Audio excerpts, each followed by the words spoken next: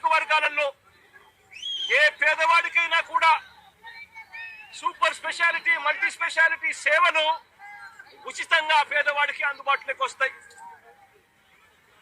ఆ 7-8 నియోజకవర్గాలలో private hospital ఏవి కూడా ఆ పేదవాడిని దగా చెయ్యలేని పరిస్థితి ఈ మెడికల్ కాలేజీల వల్ల వస్తాయి.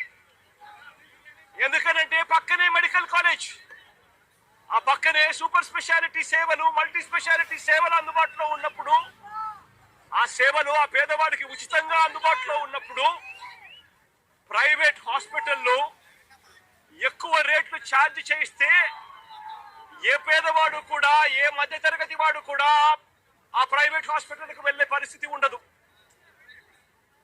కాబట్టి దగా కావడము అన్నది, పేదవాడు దగా కావడం అన్నది పూర్తిగా ఫుల్ స్టాప్ పడుతుంది ఈ మెడికల్ కాలేజీలు రావడం వల్ల.